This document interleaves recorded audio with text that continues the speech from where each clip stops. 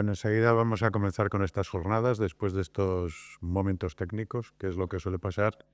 Y bueno, antes de presentar al ponente, que es Lorenzo Alonso de la Sierra, sí que quería, si me permiten, una reflexión personal, que es agradecerles de todo corazón a Alejandro como director del museo y a Ramón como profesor de la universidad todo el trabajazo que se han metido para poner en pie estas jornadas, que es de agradecer, ¿no? Que ha sido costoso, pero creo que el resultado va a ser muy interesante.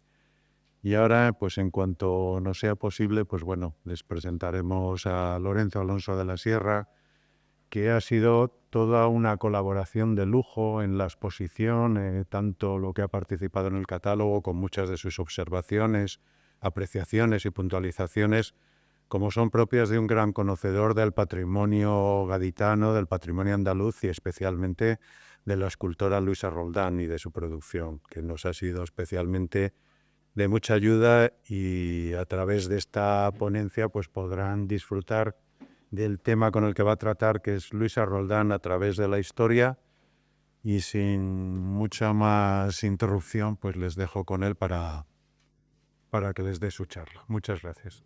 Buenas tardes a todos. Ante todo, voy a ser breve, pero creo que es obligatorio ser agradecido. Entonces, quiero agradecer el hecho que para personas como yo que nos dedicamos a este tema supone hablar en este auténtico templo de la escultura y del arte como es el Museo de Escultura de Valladolid. Haber tenido el privilegio de participar en la exposición, y también agradezco a la universidad y de nuevo al museo, pues el haberme invitado a hablarles y abrir este curso. Ante todo, también quiero comentarles que, bueno, que las reflexiones que les voy a transmitir hoy pues son el fruto de un trabajo que no es solamente mío, es mío y es de Carlos Maura Ararcón, quien ha colaborado conmigo en el capítulo del catálogo, el capítulo inicial, por eso estoy aquí ahora.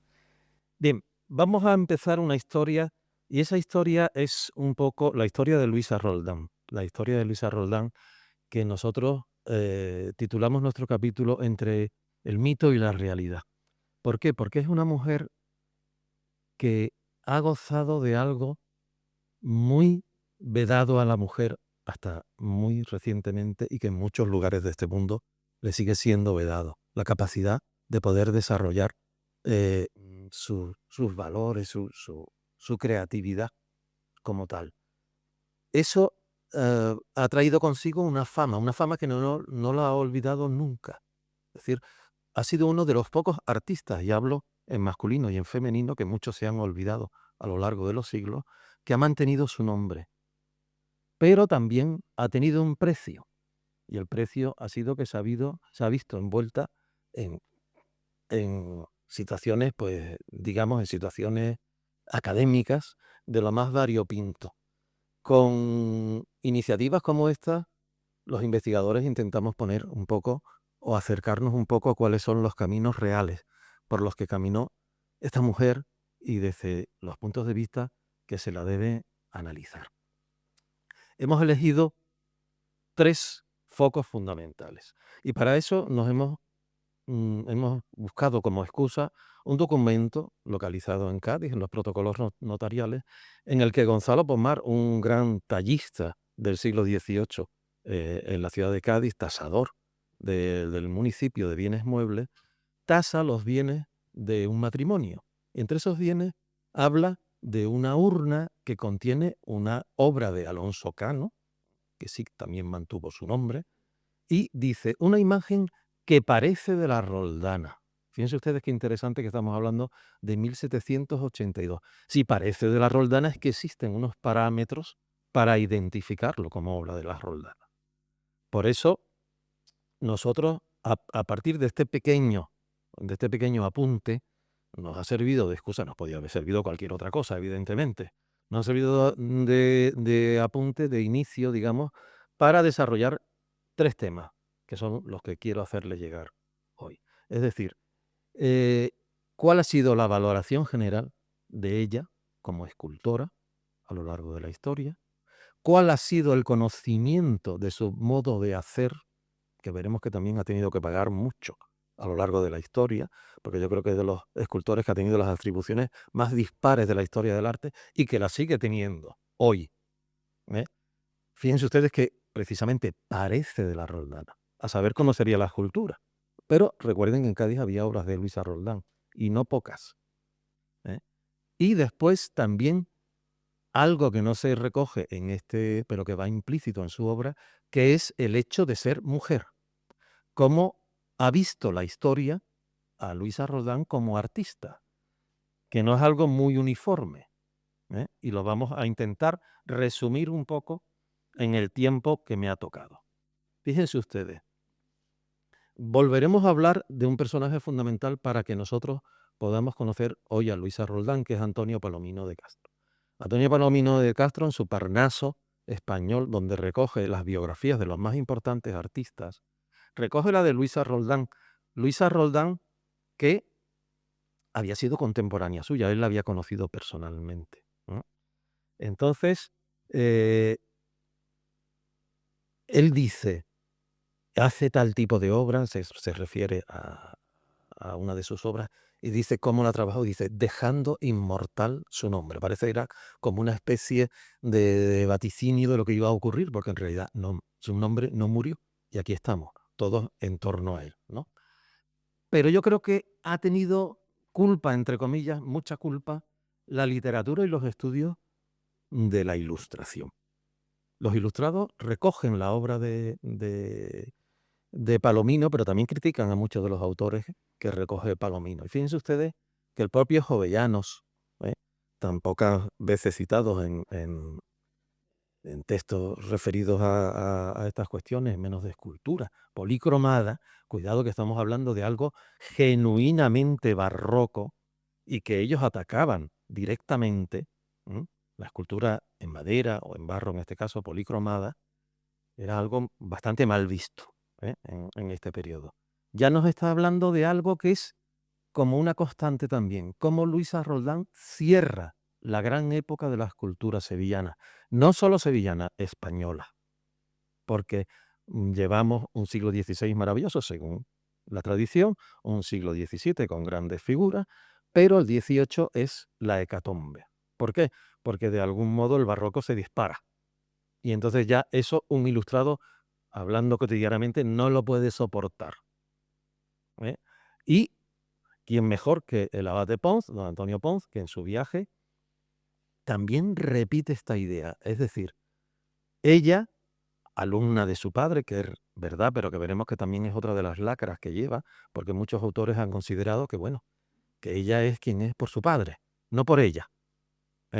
Entonces, bueno, son cuestiones, son matices que creo que son muy interesantes.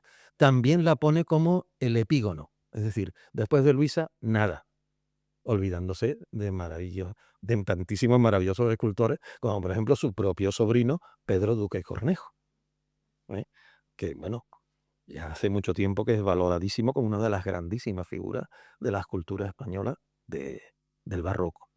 Bien, esta fama de Luisa parece que podemos plantearla ya en su propio taller. Es decir, creo que hay un tema aquí muy complicado. El tema complicado que un poco va en contra de la modestia que le atribuye Palomino, es que ella firma, fíjense ustedes, el documento que está aquí en la exposición y que aparece dentro de esta escultura que se conserva hoy en la Catedral de Cádiz, pero que está hecha en Sevilla, cuando ella todavía estaba en Sevilla en 1684, ella dice que hizo con sus manos esta escultura la insigne artífice doña Luisa Roldán, en compañía de su esposo Luis Antonio de los Arcos, y en muchas ocasiones también de su cuñado, el hermano de Luis Antonio de los Arcos, que es Tomás de los Arcos, con quien es evidente que formaban un pequeño taller. Bien, entonces ahí hay una cierta inmodestia, es decir, yo no sé si eso lo cogía ella, parece que es un apunte del propio taller, o los otros miembros de su taller, su marido o su cuñado, nos dejaban esto, pero nos están lanzando un mensaje porque sabían que nadie lo iba a ver hasta que no se abriera la escultura. No está en la firma. Pero no es la primera vez que se autovalora. Por ejemplo, cuando se van a contratar Los Patronos de Cádiz, que es una de sus primeras grandes obras conocidas, que le dio mucha fama, también se la pone como una única escultora de estos tiempos. Es decir, como algo maravilloso, como algo excepcional. ¿m?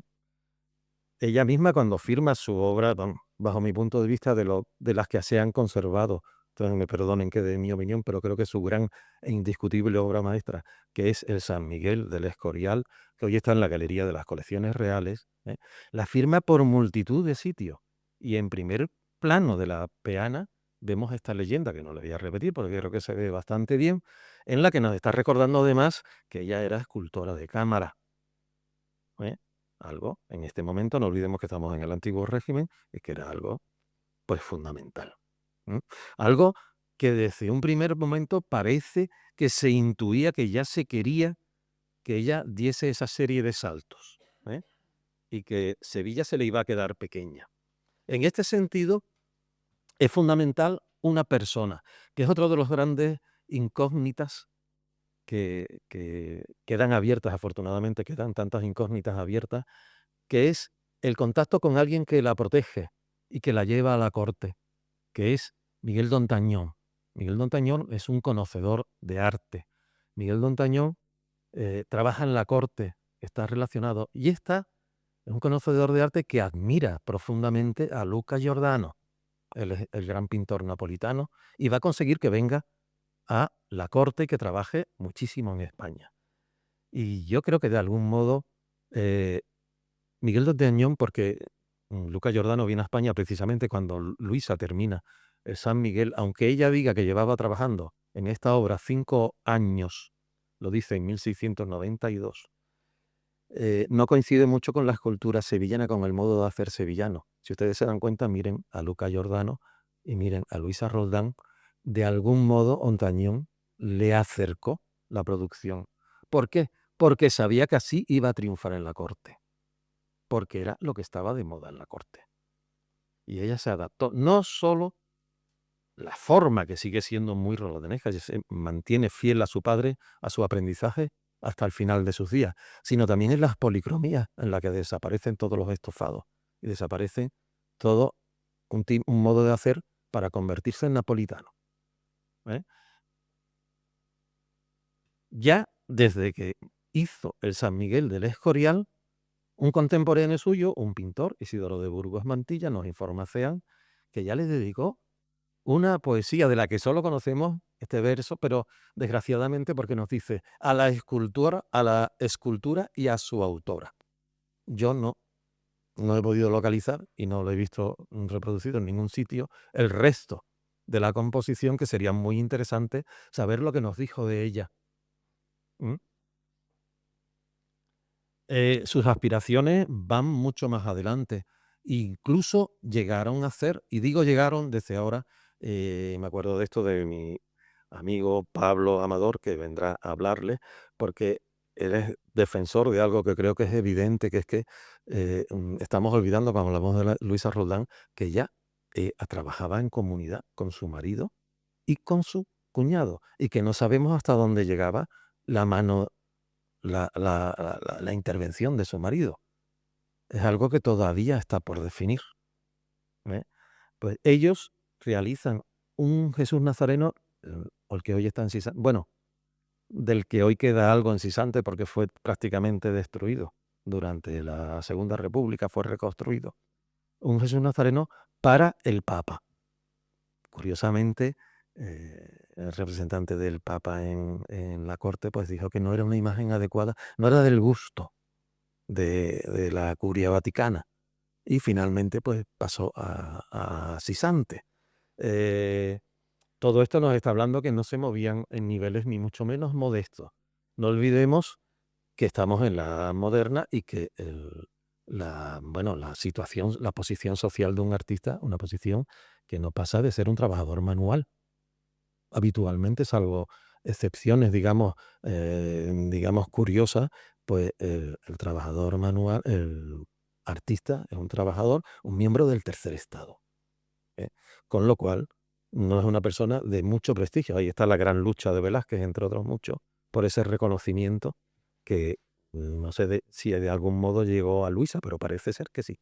¿eh? Esta es una estampa del Nazareno de Sisante, y así vemos de nuevo en la ilustración, en un documento muy curioso que he podido consultar, de una entrega de premios de la Academia de Sevilla en 1782. Y fíjense ustedes cómo lo resume todo. La célebre Roldana, este sí me voy a permitir el leerlo. Artista sevillana, por sus obras merece lo que más la engrandece, y es el feliz transporte de esta para la corte. Es decir, no solo estuvo en Sevilla, es célebre y donde el propio soberano la aplaude, es decir, es reconocida por el propio rey. Ojo que hay algo, no solo por el nivel de lo que significaba la corona en este momento, sino que estamos hablando de reyes. Carlos II forma parte de esta dinastía y de esta costumbre, que son grandes coleccionistas y grandes conocedores de arte. No son cualquier rey, que muchos los ha habido, que bueno, yo creo que le ponía un monigote y le daba lo mismo que fuera un Tiziano. Pero no eran precisamente los austrias españoles, que tenían un paladar, solamente hay que pasearse por el Museo del Prado para comprobarlo, o por las colecciones reales. Entonces, de algún modo, ella se consolida con una fama que yo creo que se hace firme en la Ilustración y que tiene para nosotros dos grandes pilares. Ya hemos citado a Palomino y vamos a citar también a Ceán Bermúdez. Ceán Bermúdez, que recoge las opiniones. Ceán Bermúdez, saben ustedes que era protegido de Jovellanos, y recoge en su diccionario, ya mucho más sistematizado, porque hace como un pequeño catálogo, y también suelta, perdón por lo de suelta, recoge algunos de los grandes tópicos que se han ido repitiendo sobre Luisa Roldán hasta nuestros días. Pero en cualquier caso, mantiene su memoria viva, su fama viva. ¿eh? El siglo XIX, prácticamente, salvo honrosas excepciones, se dedica a repetir y repetir y repetir lo que han dicho tanto Palomino como Ceán Bermúdez. Pero todavía a principios del siglo XX, una personalidad como Pelayo Quintero, que fue director del Museo de Cádiz, gran arqueólogo, y que hace en el boletín de la Sociedad de Excursiones, presenta dos obras que hoy desgraciadamente han desaparecido, de Luisa Roldán. Pero fíjense ustedes que más o menos dice, bueno, están bien, pero no llegan a la categoría de su padre, pero tienen el mérito de cerrar la buena época de la escuela sevillana. Otra vez. Y estamos en el siglo XX, ya. ¿Mm? Así vamos a seguir hasta que aparece precisamente una mujer, otra mujer, que es, además, especialmente joven y a la que le está rindiendo homenaje esta exposición, que es Elena Amat. Elena Amat, jovencísima, ¿eh? realiza una tesis doctoral, la primera tesis doctoral sobre Luisa Roldán, y es piedra de toque, piedra fundamental para el conocimiento de la vida y de la obra de Luisa Roldán. ¿m? Elena Amat, de la que vamos a hablar más veces, además demuestra muy buen olfato, digamos, a la hora de intentar poner en orden ese mare magnum de atribuciones que sufría Luisa Roldán. Y hay otra vertiente en el conocimiento, para terminar este primer bloque, que es la valoración que tuvo nuestra autora en los Estados Unidos de América. ¿eh? A través de un gran coleccionista como Huntington, que saben ustedes que es el creador de la Hispanic Society, llegan a Estados Unidos las primeras barros de Luisa Roldán, que hoy son muchos los que tienen muchos museos de Estados Unidos. Y que hay especialistas que se han dedicado a estudiar cómo Luisa Roldán es especialmente valorada en Estados Unidos, un poco en algunos aspectos por delante de lo que se estaba haciendo en nuestro país. La propia Elena Amat se queja en su tesis, hay un párrafo que no he querido traeros para no ser excesivamente pesado, en el que nos dice muy amargamente cómo ella ha sufrido la experiencia de ver por las calles de Madrid un carromato que se llevaba fuera de España 2 maravillosas obras de Luisa Roldán. En principio, que no se sabía que eran obras de Luisa Roldán, después se va descubriendo y se va valorando, ¿eh? Y vamos a ver cómo es una constante. Evidentemente, a partir de aquí se han desarrollado muchos estudios de los que hablaremos un poco más tarde, pero tampoco se trata esto de hablar, de hacer como un catálogo, ¿no?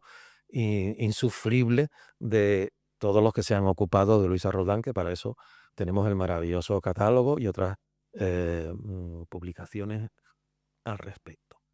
¿Cuáles son los modos de ver? ¿Cómo se ha visto la obra de Luisa Roldán a lo largo de la historia? Este también es un tema mucho más peliagudo, porque aquí ha sufrido mucho. Pero fíjense ustedes que Pons, que visita Cádiz, y Cádiz es una ciudad que estaba muy, muy en auge en aquel momento, en uno de los grandes centros españoles, pero estaba muy de uñas contra Pons porque no quería que la criticase de ninguna manera, ¿eh?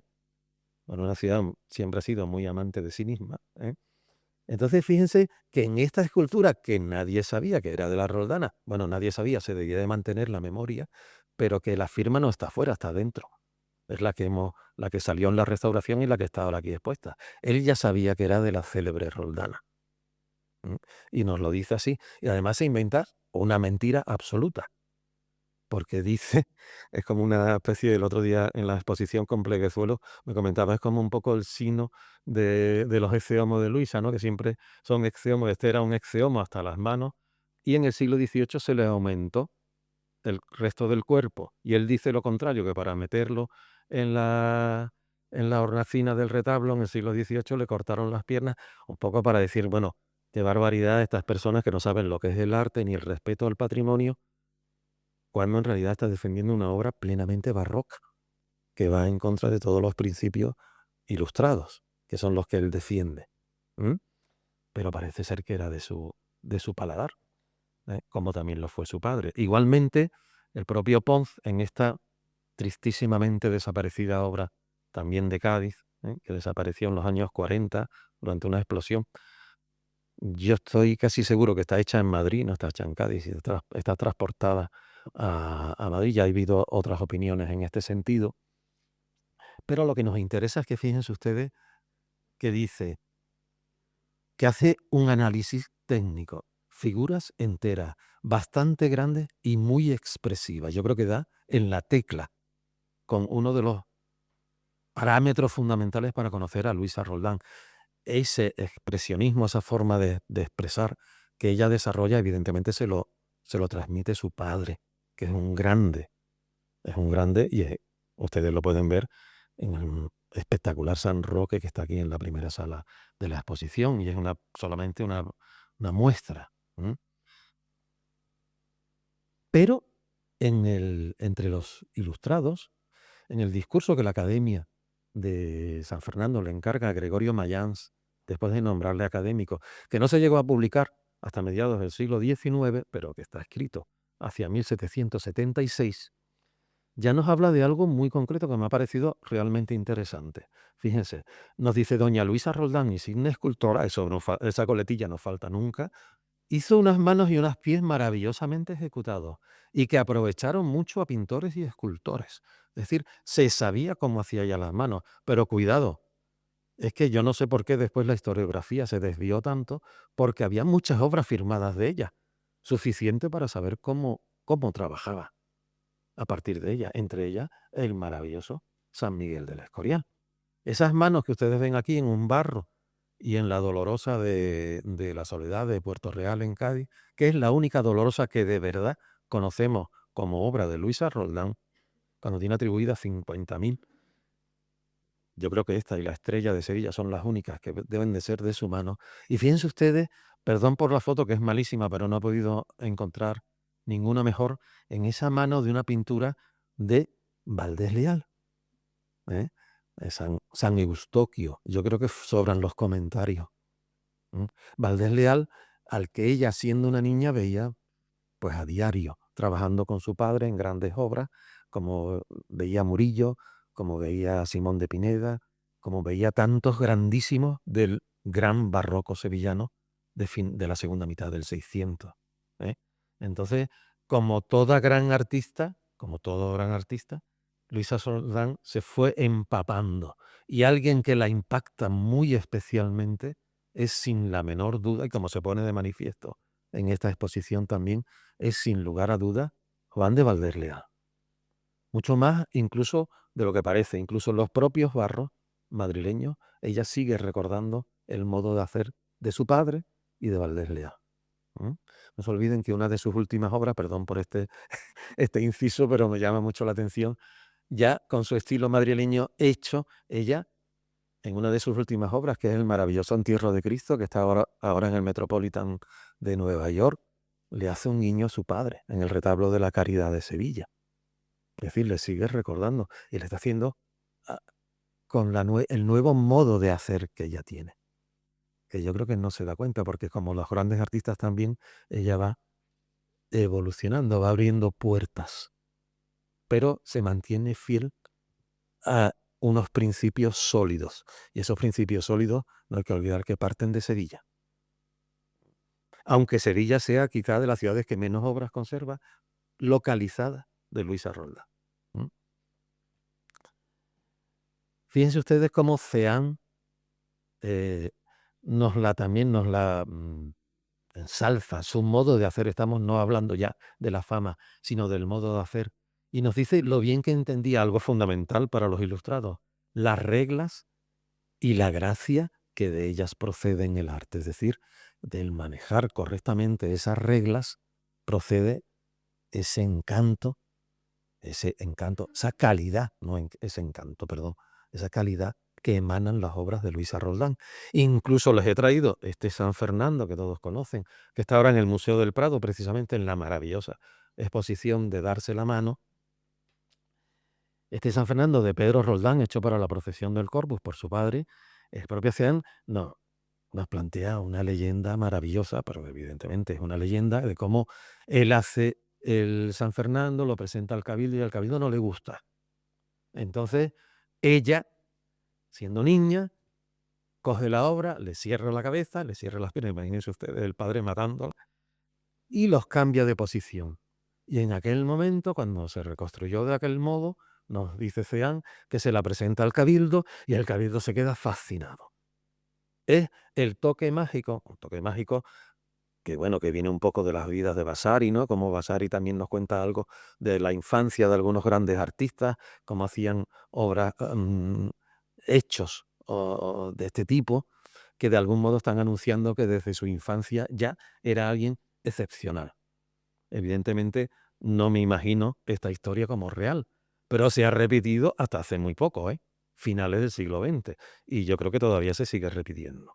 Bien, bueno, que a lo mejor es verdad, que me equivoco soy yo, pero en fin, es un poco dudoso.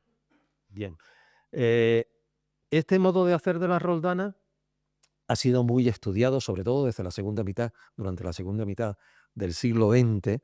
Yo no les voy a dar la retahíla de todos los estudiosos que se han dedicado a ella, que han ido aportando muchas facetas, obras, atribuciones, documentación sobre su vida, etcétera, etcétera. Y hay dos grandes hitos en este proceso, que son dos grandes exposiciones. La de 2007, que se hizo en Sevilla, en los Alcázares de Sevilla, y la que estamos disfrutando en estos momentos.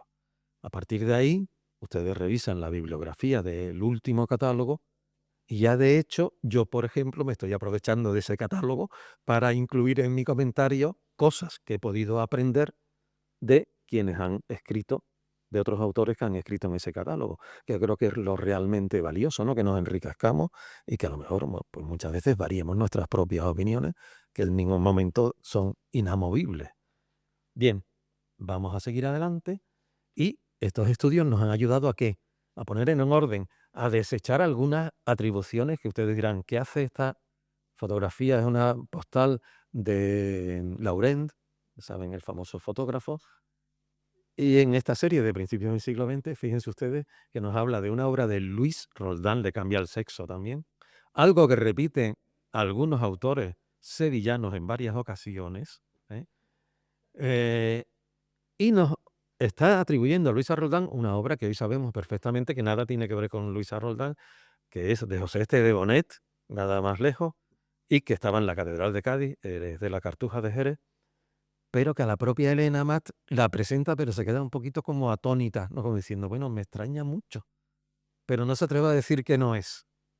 ¿Eh? Entonces, bueno, muchos autores, incluso en el siglo XX, grandes autores, la han analizado como su gran obra maestra, cuando tienen la firma de ella en otras muchas. ¿Eh? Entonces, bueno, hay que tener cuidado porque yo creo que los historiadores, y yo el primero, pues muchas veces nos metemos en una rueda de aprovechar lo que ya han dicho otros para decir, decir y decir, y hay que poner en tela de juicio todo. Otras piezas se han vinculado con ella cuando estaban desvinculadas.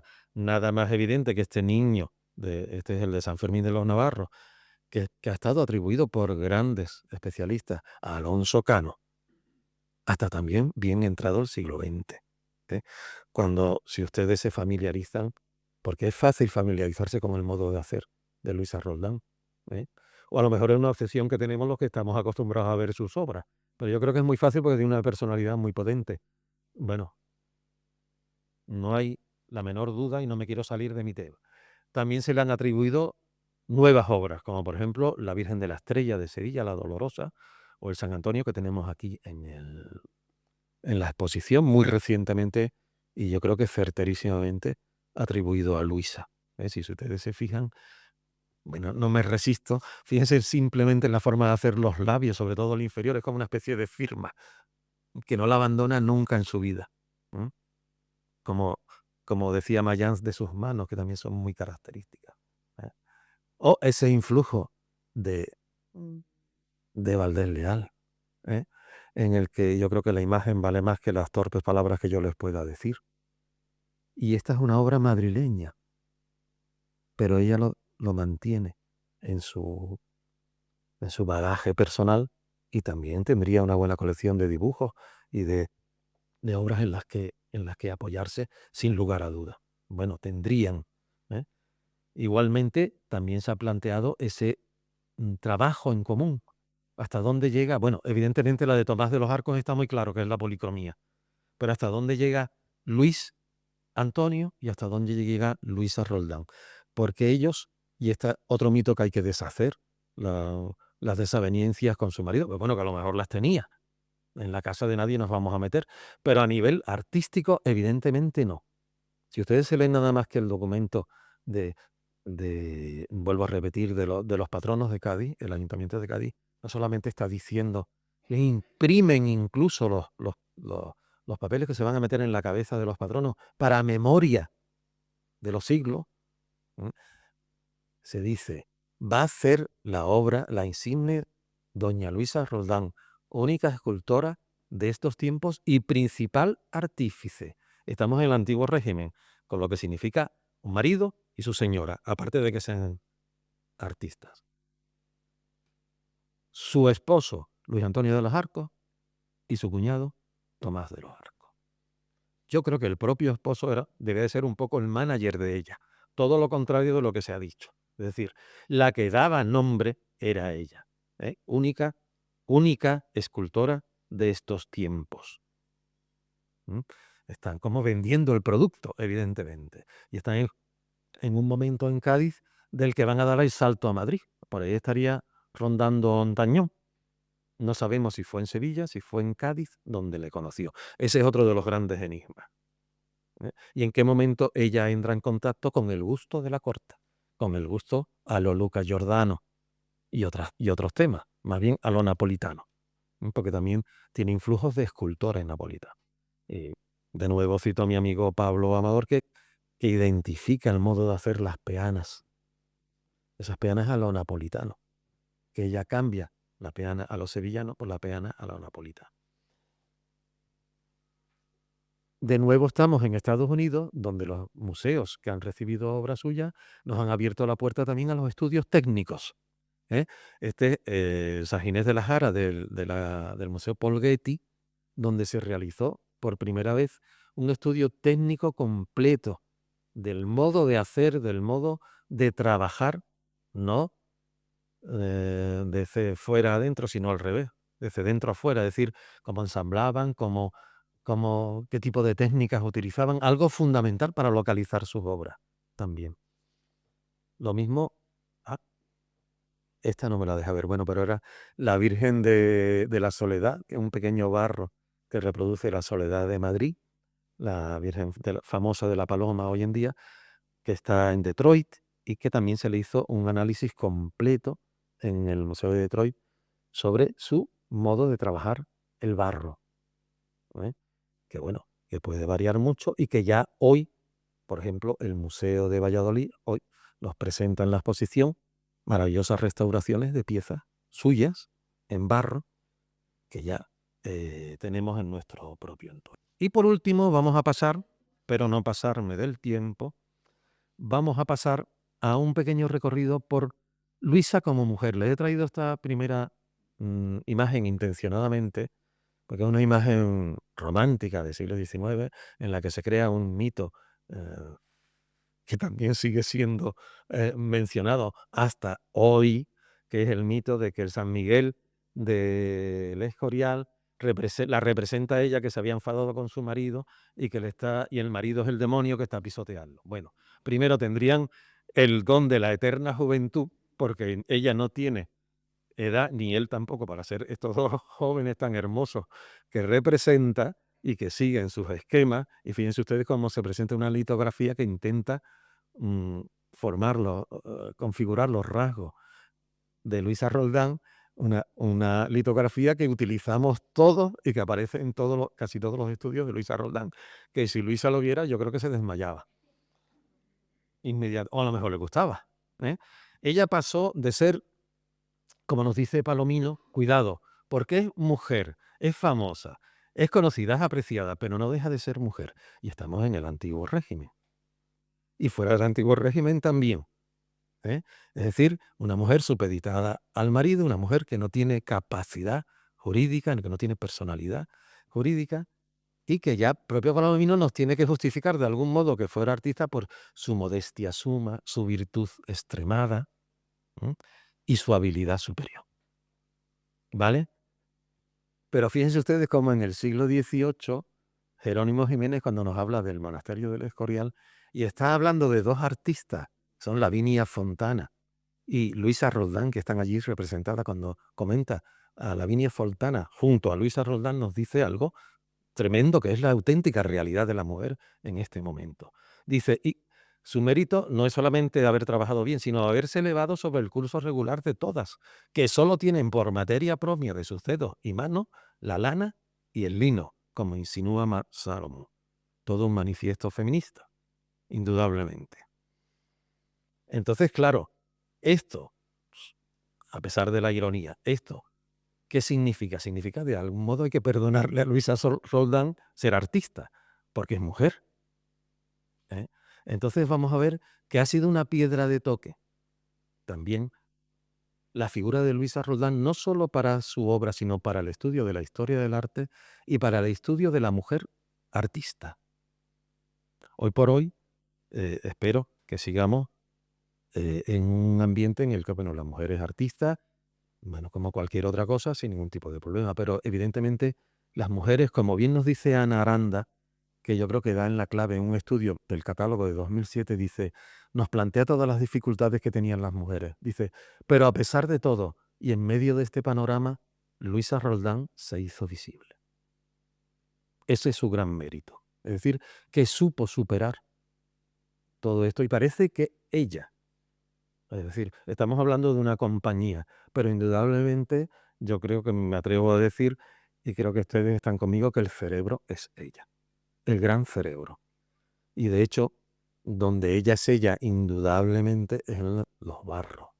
Es muy difícil una colaboración a nivel, digamos, de resultado final en una obra de barro, o se vería muy manifiestamente, ¿eh? Entonces vamos a ver un poco eh, cómo ha visto la historiografía a Luisa mujer. Fíjense cómo Ceán, a pesar de ser fundamental para su fama, nos dice, Se distinguió en las figuras pequeñas de barro, cuya ejecución era más conforme a la delicadeza de su sexo. Bueno, puede que sea delicada, que lo es de hecho mucho, pero Luisa es muy potente. Recuerden ustedes el Ecce-Homo que hemos visto, que los he puesto de Cádiz, el Ecce-Homo que está aquí. Son esculturas muy dramáticas, muy potentes. La colección de niños que hay en una colección de santos mártires, niños degollados, algo realmente impactante, ¿eh?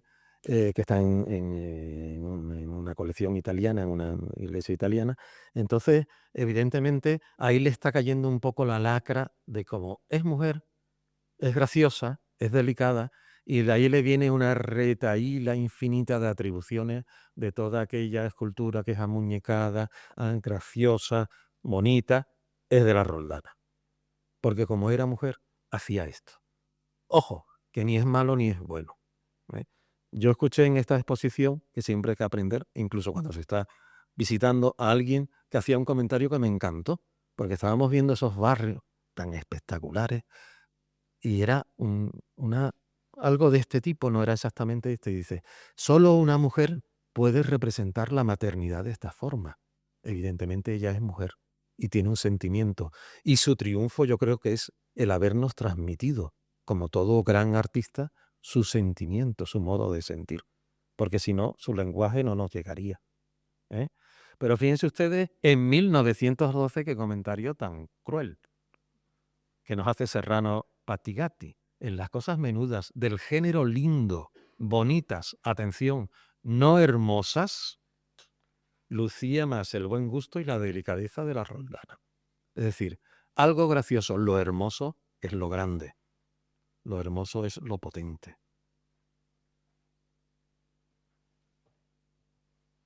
Incluso en 1985, una gran personalidad del arte sevillano como es José Hernández Díaz, que estudia, que trabaja, monografías sobre Martínez Montañés, que tienen ustedes ahora en la catedral, y sobre otros muchos grandes artistas, nos hace este comentario que yo creo que un poco está incidiendo en ese tema, ¿no? Dice, hablando de los patronos de Cádiz, que tienen ustedes aquí también, dice, más interesante es el primero, que acusa la tarea del padre. Es decir, es más interesante porque se parece más al padre, que es un hombre. El segundo es más poético y blando de factura, recordando la tarea de Luisa. Evidentemente todavía está ahí, un poco en ese terreno pantanoso, ¿no?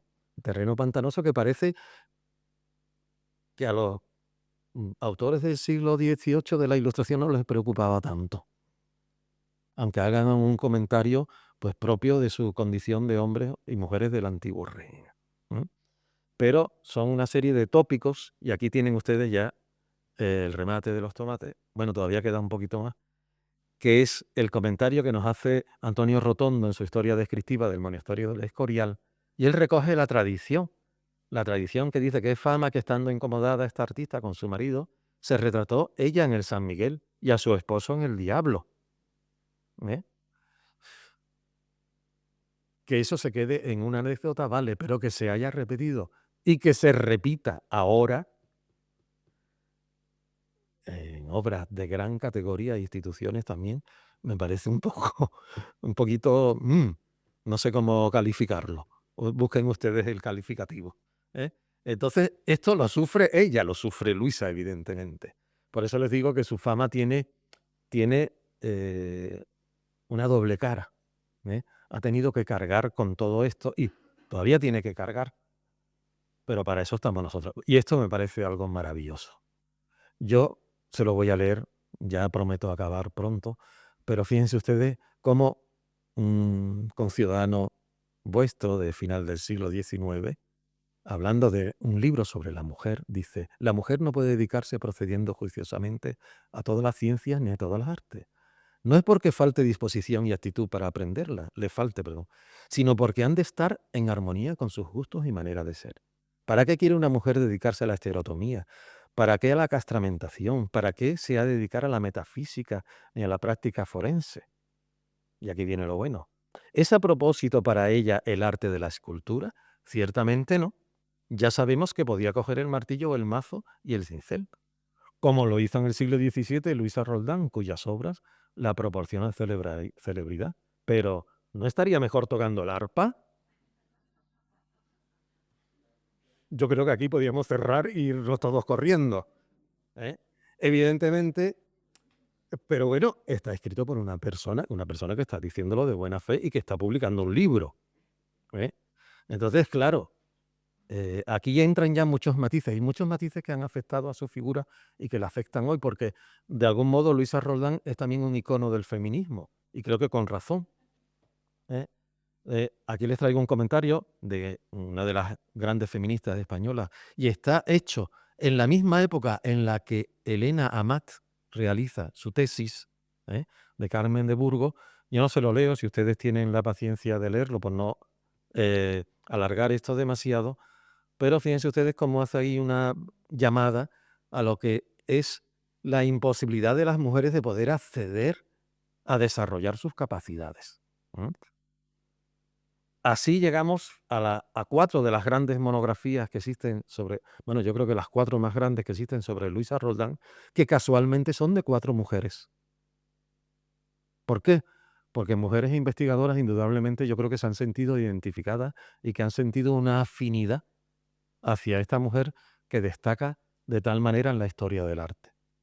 De esta forma, bueno, pues he querido daros este pequeño paseo por esta escultora excepcional, que yo creo que este encuentro, la exposición, lo que nos van a enseñar, que a partir de mí, seguro que ustedes van a aprender mucho, a partir de esta charla, digo, a partir de que acabe en adelante, pero que nos queda mucho que aprender. Yo creo que cuanto más se investiga, más queda que aprender y más puertas se abren. Yo creo que esta exposición tiene muchos méritos, pero el mayor mérito que yo he sentido desde que he entrado en ella ha sido ver muchas puertas abiertas a algo absolutamente emocionante y maravilloso para todos nosotros, que es investigar y ahondar sobre lo muchísimo que queda por conocer de esta mujer artista. Muchas gracias.